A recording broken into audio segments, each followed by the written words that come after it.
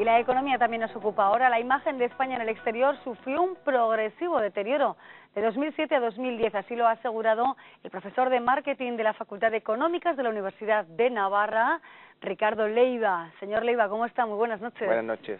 Mala imagen la de España en el exterior, ¿no? Sí, la imagen actual de España es bastante negativa, se ha deteriorado de forma muy rápida y progresiva en estos años, desde el 2007 hasta el 2010, y la situación es bastante preocupante porque todo hace prever que este año 2011 se mantendrá en esos términos negativos. ¿Y cómo se puede llegar a esa conclusión, bueno, tan nefasta para nuestro país? Sí, la verdad es que lo que yo hice fue investigar lo que estaban diciendo los medios de comunicación más influyentes del mundo, el Wall Street Journal, el Financial Times y The Economist, sobre España, y en 2010 hablaba muy bien de España.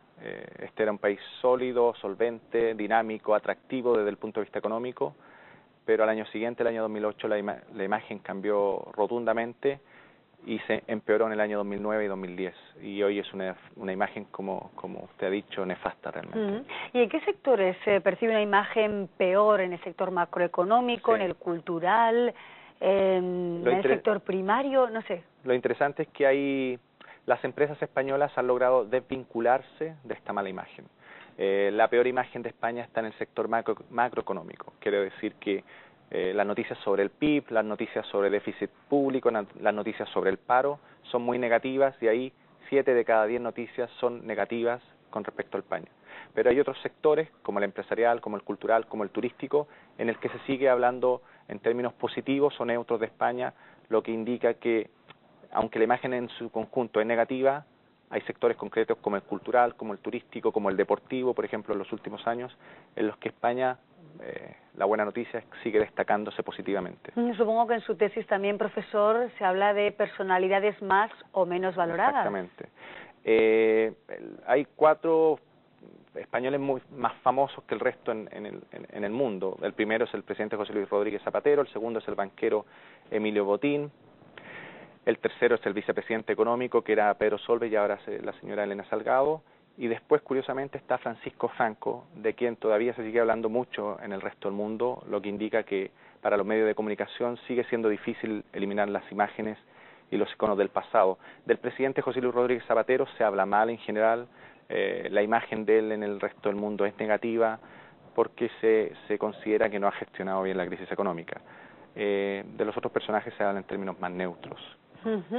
Es curioso, desde luego, que se hable de Franco hoy en día, ¿no? Sí, es muy curioso, hablando, muy curioso, y suscitando esa curiosidad. Fue realmente una sorpresa para mí descubrir que los periódicos siguen hablando de Franco, siguen recordando a Franco, siguen comparando a la España de hoy con la España de la era de Franco, y por eso lo hacen mencionando que Franco sigue estando vivo en los medios de comunicación. Fue una sorpresa realmente grande para mí, por lo menos en lo que pude investigar. Sí, hay empresas quizá más mediáticas que aparecen de forma insistente en los medios extranjeros. Sí, con mucha distancia el Banco Santander es la empresa más internacional, la marca más global de España, con bastante diferencia. Y como está en un sector que ha sido bastante golpeado por la crisis, al Banco Santander se le trata en términos positivos y negativos con una especie de empate.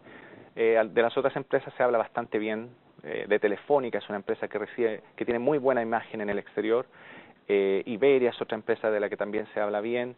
El BBVA también se habla bien, pero hay una quinta empresa que es Ferrovial, de la que se habla mucho porque tiene inversiones en el Reino Unido, pero como está muy endeudada y está muy ligada al sector inmobiliario y de infraestructuras, se habla más negativamente que positivamente. O sea, también los medios extranjeros hacen muchas diferencias entre las empresas españolas, entre las que están más endeudadas y las que están menos endeudadas. Y la crisis en Portugal, en Grecia, en Irlanda, supongo que también ha motivado, bueno, pues que se hable, que se escriba más sobre nuestro país. Tiene toda la razón. Por efecto rebote o paralelo. El año 2010 aumentó en un 90% el volumen de informaciones sobre España.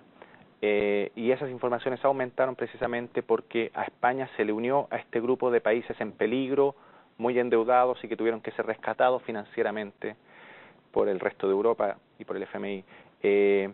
Y se unió simbólicamente a España con estos países en peligro, con estos llamados PIGS, como los bautizaron algunos medios británicos especialmente, en el que está Portugal, Irlanda, Grecia, y se incluyó a España.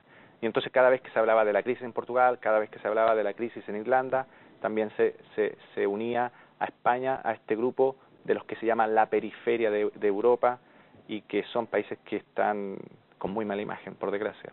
Profesor Leiva, antes de despedirnos, usted ha estudiado España en su conjunto, pero yo no sé si también le ha sorprendido algo relativo a alguna región, a alguna comunidad, quizá como la nuestra, en algún momento.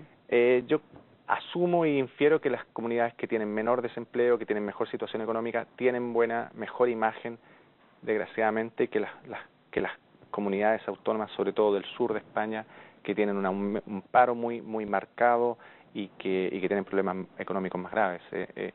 En el exterior se conoce sobre todo a la zona de Navarra, la zona del País Vasco, como regiones que son bastante diferentes de las regiones con más problemas de España. Profesor Ricardo Leiva, muchísimas gracias por su análisis. Gracias y buenas noches. Buenas noches. Seguimos con otros temas de la actualidad de esta jornada.